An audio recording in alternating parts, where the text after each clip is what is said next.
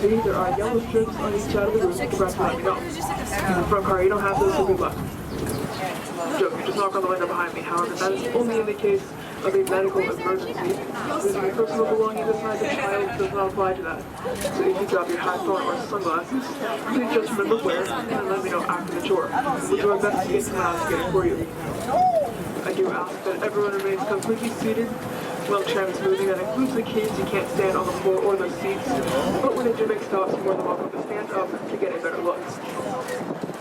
That is all the safety reminders I have for you. Over on the left, we do have our big East Africa habitat. Tons of cool stuff, rhinos, giraffes, big buffalo, but we're going to get a much better look on our way back once we're a little closer. So for now, I am going to skip over them.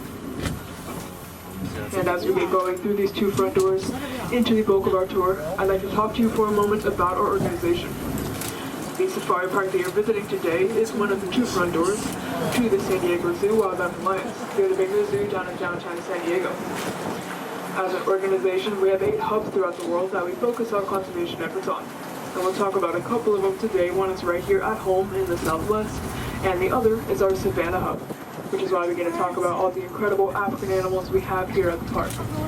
There are 2 keystone species to that Savannah hub. One is the elephant, which we have in the park, just not on this tour. So if you haven't seen him yet, I highly recommend you do. But the other keystone species is the rhino, and we definitely have him on this tour. On the right-hand side is our Nikita Kong Rhino Rescue Center. It's a bit hit or miss here. Sometimes you hear, sometimes there's not. I do spot the gray butt over there. So like I said, one time stop and there's a 2 shaded junction.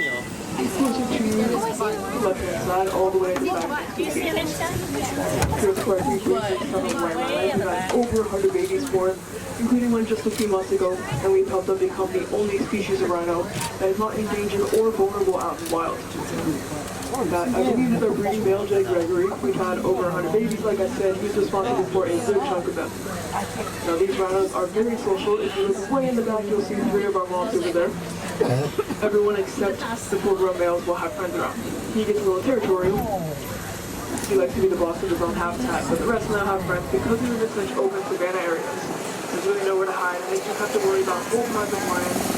Go along with that's why they're bigger as well. The largest species of rhinos averages 5,000 pounds. We just have to keep trucking along. Over on the left-hand side is one of our big lagoons with an island off the middle that we like to call Pelican Island. It makes more sense when there are pelicans on the island, but there's not at the moment. All of our African birds that used to be in these big open-air habitats are currently behind the scenes and ones that are safer from the native wildlife. There's an avian flu spreading through the country, only affects birds. So any of these native birds you're seeing here in the water could have that flu. Many of the ones that we care for are endangered or close to it, so we can't afford to have them get sick. So I'm sorry if you're a bird fan, no African ones on this tour, but still a few in the park in those safer habitats. You can tell though they have a ton of space roam around them while they're here. All the water in the habitat here at the park is reclaimed water, meaning whenever you go to the bathroom, you flush, you wash your hands, we clean that water up and then put it back in the habitats because we do want to conserve the environment just as much as we conserve the animals we keep in it. And you can help out with those efforts at home just by taking shorter showers or turning off the water while you brush your teeth. Every little bit really helps out. As we come around this bend, I also want to point out the habitat behind the lagoon on the left. This is our South Africa habitat, and you'll notice it's pretty sparse. There's not many trees, lots of open land, and half of it has no grass. That is on purpose. It represents a savanna. And we'll see forest habitats as well, and can compare and contrast the animals in each, and talk about exactly how their adaptations fit in. Now it looks like first up we're going to have some ellipsis waterbug on the left-hand side, blending in really nice with that mud. They get the name ellipsin from the white ring around their tail. We call that a follow me mark. There's safety in numbers. They do not want to lose their friends, and that just makes it easy to keep track of each other while they're traveling around. They get the name waterbug though from the way they handle predators. At the first sign of danger, they run straight into the water, and that shaggy coat produces an oil that acts sort of like a wetsuit for them. But I've also heard that oil is stinky, so I'm sorry if you're catching a whiff of that. We will keep moving along and jump to the right-hand side. And we're going to have some of their smaller cousins, and here we're going to have some cute little submarine gazelle. Now most of us can guess the tan color is used for camouflage. They blend in great with the dirt around them. But look at their bellies and bottoms. Both are bright white. It's a different purpose depending on which part of the body it is. On their bellies, it helps reflect the heat that comes off the ground. I'm sure many of us have been to a beach or desert. We know how hot the sand gets. It is not pleasant. They don't want to absorb that in their bodies either. On their bottoms, though, it's nothing different. That's another example of that follow me mark, the bright white patch that makes it easy for them to keep track of their friends. You'll also notice on their face they have two vertical black stripes running down the length, which make their horns look a little bit longer, even though they are tiny. They want to be mighty. Maybe a predator sees those long horns and moves on to someone else. But back to some of our bigger antelopes. Halfway up the hill on the left are some sable antelope, all laying in something called an alert circle. You'll see they're all facing different directions, so that way, even while they are resting, they're keeping an eye out for predators. And with those guys, you can tell the difference between the young and the old based off of their color.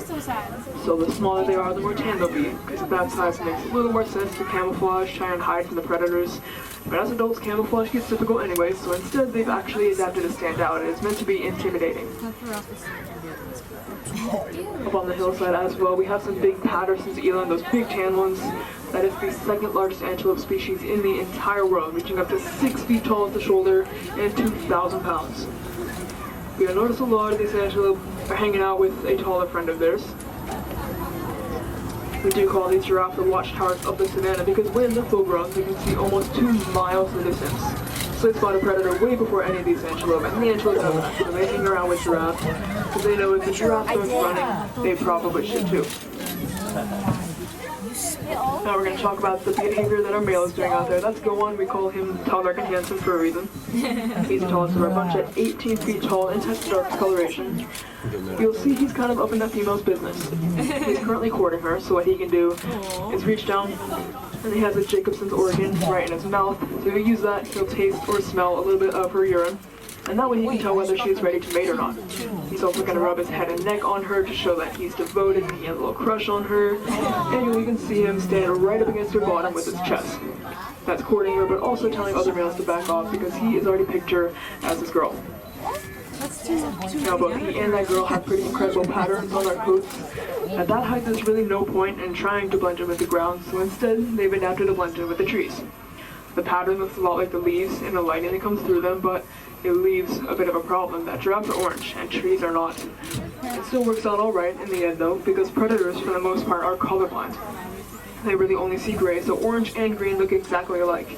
And that combined with the pattern blending in with the leaves actually makes it very difficult for predators to spot them out in the forest. Now one of our girls is over there showing off how she uses her tongue to reach up in those trees. You'll notice a few things about that tongue. One, it is very long. The length will correlate to her height, so let's say she is 16 feet tall, she'd have about a 16-inch long tongue. It is also prehensile like an elephant's trunk, meaning they can reach it out, wrap around a branch or a leaf, and pull it back into their mouth. And it's also much darker than our tongues are. It's more of a bluish-purple color. That's because they spend so much time sticking it out in the sun, so it can get sunburned pretty easily. So by having that darker color, they can prevent some of that damage.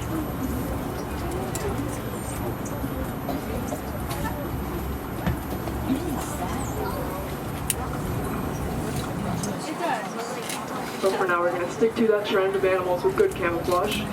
Over at the feeding trough are some light gray ones called hemsbok. That color is fantastic camouflage for the deserts and savannas they live in, but look at those faces. They have very stark black and white marks. We call that a threat mask. They use it to communicate with each other or predators. In order to show submission, they can put their head between their legs, white blended with white, and it's saying they don't want to pick a fight. But if they want to seem dominant or intimidating, they'll put their head up and shake it back and forth. So the dark colors blend together and it creates sort of a black mask. But if we really want to talk about intimidation, up next, we're going to have the biggest, baddest animals out on the savannah. Those huge, almost completely black ones are called Cape buffalo. Now they can reach 2,000 pounds, live in pretty big herds, and are a little temperamental, all of which makes them one of the only animals that stands a chance against the pride of lions. And they are very proud of that fact, hence the dark color, the best example of how black is used to intimidate out in the wild. The fact that they blend in with nothing is a huge warning to those predators that they need to back off, because Cape buffalo can certainly take a fight. They've been known to throw entire lions straight up in the air using their head and horns. Camels. but being 2,000 pounds and very dark does lead to issues with the heat out in the savannah. Take a look at those ears. They're very large satellite-like ears, and because they're so thin, as the blood travels through to cool down in the wind, and then go back to the rest of their bodies to help keep that cool as well. They also really enjoy wallowing around in the mud and the water. It cools them down and acts like a bit of a sunscreen. Now we are going to get going up this hill. Once I go, I cannot stop, or the tram won't go, which would be unfortunate, but I'll go as slow as I can once we see some cool animals to talk about. You can tell that we're coming into a forest habitat. It's a lot more green, more hills, more trees, like I said, all on purpose. That is where all these forest animals are going to feel nice and comfortable. Way off in the distance, you're going to see some zebras. They're very cool, but we do have one closer up coming once we get past a couple of these trees. And here we have our bachelor herd of Grevy zebras, or as we like to call them, the zebros. We all know they have those iconic black and white stripes, and those stripes are individual to each zebra, just like our fingerprints are individual to us. We also get asked a lot whether zebras are black with white stripes or white with black stripes. They are black with white stripes. If you shave them down, they have black skin, they just grow their white and black fur out of it. And you guys might wonder why they have those stripes on their bodies. Well, let me tell you, they're actually striped because they don't want to be spotted. However, it's not just a personal fashion choice. Most animals use stripes to blend in with the environment, whether it be the grass, the bushes, the trees.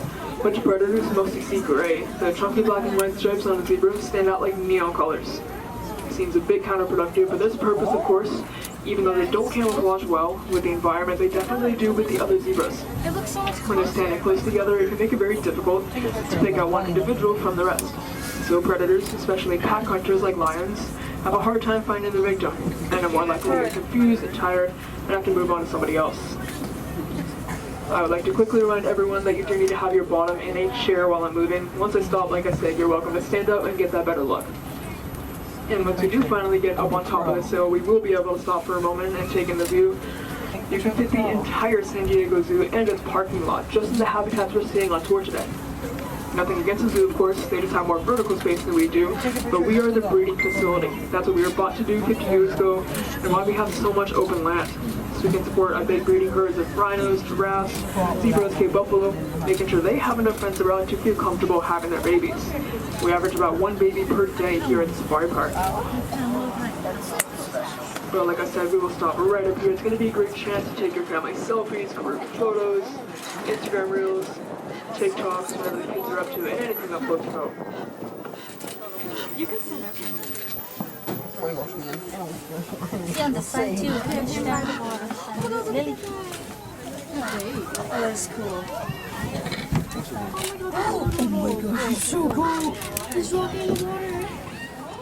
But of course, there are plenty more animals to talk about, so we'll keep going with that. Over on the right-hand side, we have another one of our forest habitats. And walking through the water is going to be one of our little female Sitatunga. She's very cute with a little bright orange color. So like we talked about with the giraffe, orange and green actually go pretty well together according to a predator. And you can see exactly how that works just by taking a quick picture of her and then putting a black and white filter over it. You can see exactly what I'm talking about. On both sides of us, you'll be able to spot some roan antelopes. They're on the bigger side with sort of a rusty colored coat. It's going to be females on the right, males on the left. But you'll notice they look exactly alike. That's more uncommon for antelope. Most of the time, only the males will have bigger horns, or only horns at all. So this species comes from areas with scarce resources, so the girls do have to be able to hold their own as well.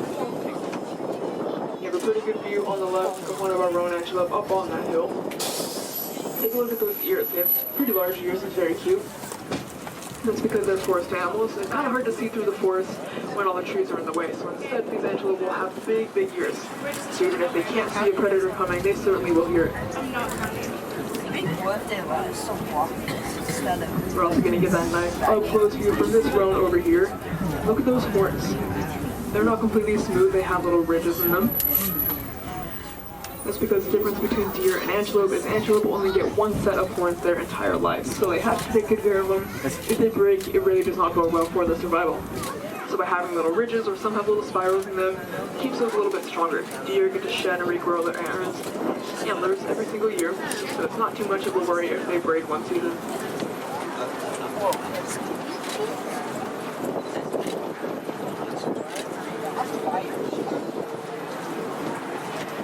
If you guys were paying attention across from the train station, you might have noticed some orange antelope over there. Those are called Lone Iola. They look a lot like Sittatunga with that bright orange color and little white stripes.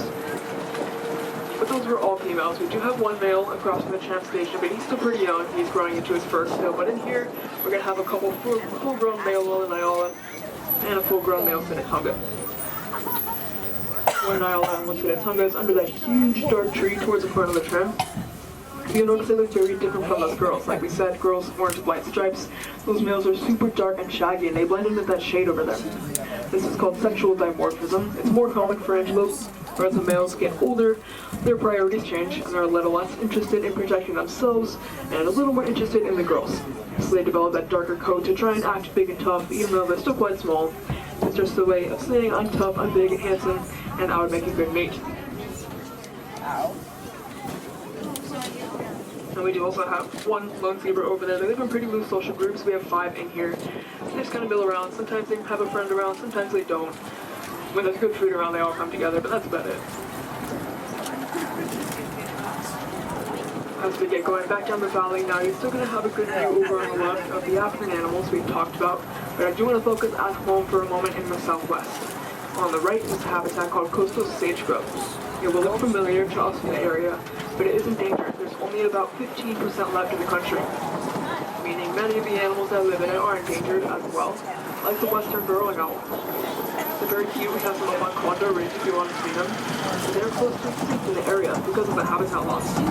So we're doing our best to help them out. We have quite a few successful breeding pairs, and when the babies grow up, we release them back out in the wild to get those local numbers up before they're extinct here in San Diego.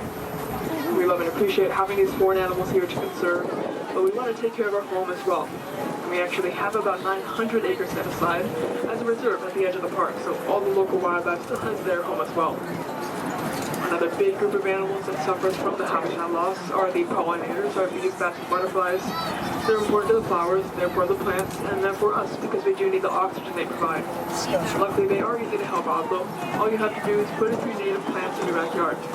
We sell some here in the park or any local plant shop. Just make sure they're native to your area. You'll save a bit on your water bill. You don't have to water them every day like your grass lawn. And the local wildlife will thank you for having a place to hang out and get some food.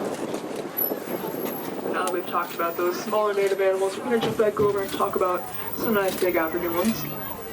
We're back to some of our Patterson's eland, those huge tan antelope.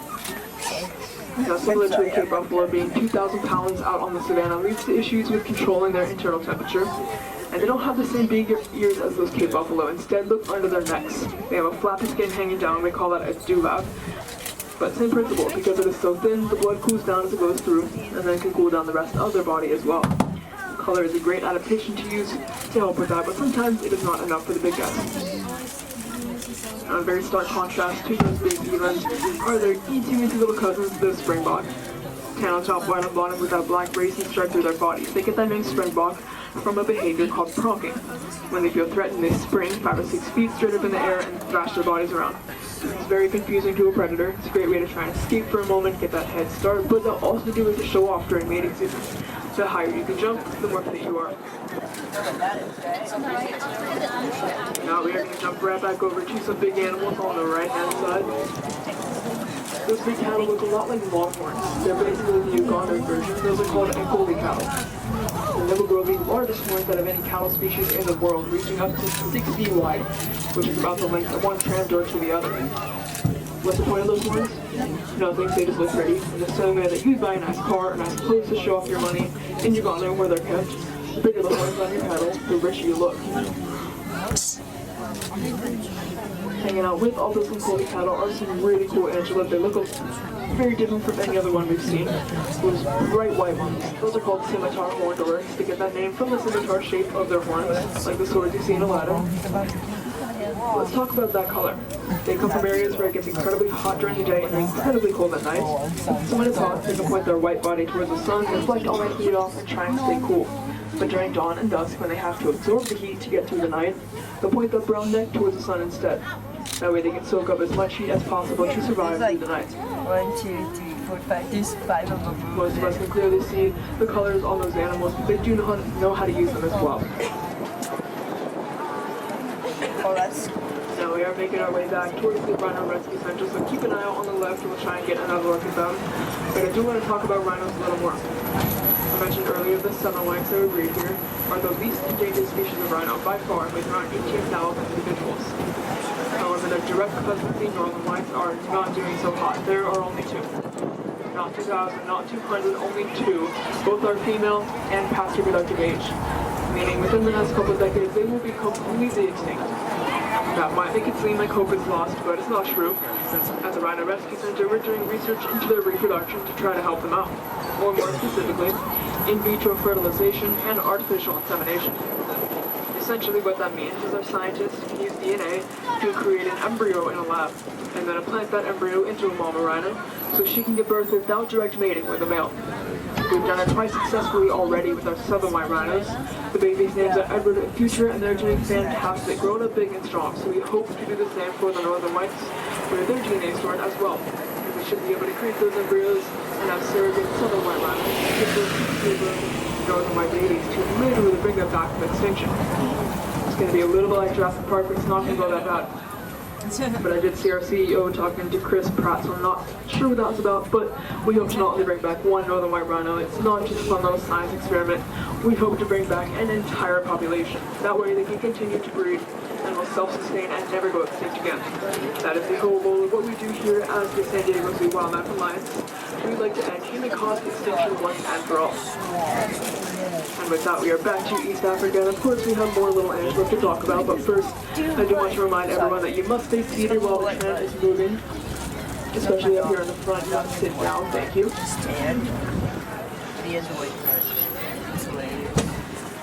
But it looks like we are headed towards some more of our giraffes. We saw Maasai giraffes earlier. These are a little bit different. These are called reticulated giraffes. And we'll be pulling up to them right around the corner in just a moment. These reticulated giraffes won't get quite as tall as the Maasai. The Maasai can reach 19 feet up in the air, but these Maasai will reach 16 or 17 instead, and they're also lighter in color.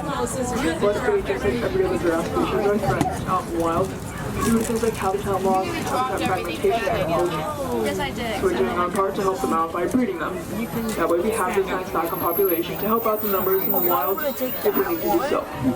You can help them out easily from home as well, just by going to wildwatchkenya.org. You can help go through some of the cam footage researchers have from the brush to help identify individual giraffes, so they can see just how many are out there and how much help we're going to need. Because their necks are so long, a lot of people might assume that they have more bones in their necks than we do, but that's not true. They still have 7 vertebrae just like us. The vertebrae are just about the size of our heads. Absolutely massive. Like I said, we are breeding them. If you keep a close eye out, you're going to spot our little baby boy. He's around 2.5 months old, but already almost 7 feet tall. When they're born, they're around 6 feet tall, because they have to be able to nurse from mom, who is 16 feet tall. Now, all these big habitats for our big animals would not be possible without people like you, so I would like to thank you all for coming out to the park today. Your ticket money goes straight back towards the conservation of these animals, whether it just be local little burrowing owls or literally bringing northern white rhinos back from extinction. By being here today, you are an ally for wildlife and helping to create a world where our life thrives. Of course, don't forget the things you can do at home. Conserve water whenever you can. And then you can native plants to help out the locals, or go to wildwatchkenya.org and help us thrive. We appreciate you being here. It is a very cool place to be, but there is plenty you can do without leaving the comfort of your own home. I must remind everyone again that you do have to sit down. If you are chaperoned with the kids, please make sure they are seated while not moving. Oh, sorry. Now over on the right hand side is our lion habitat. We'll peek for a moment. Oh, I do see one of our lions towards the back of the tram up at the top. We have 3 lionesses at the moment. They're all 8 years old. Sisters from the state of Caldwell, Texas. They're pretty incredible animals. If you do want to see more of them, you're going to head to the right once you're off the tram, and you can get a look from the other side of the habitat where her sisters are going to be hanging out. But we do have to get going into the station. I do ask that everyone remains completely seated until I come to a full and complete stop. Once I do make that stop, you're going to let yourselves out and reaching down on those passenger side doors, only the ones that see the station. We'll block it out forward and out, and then go back the rest of the day.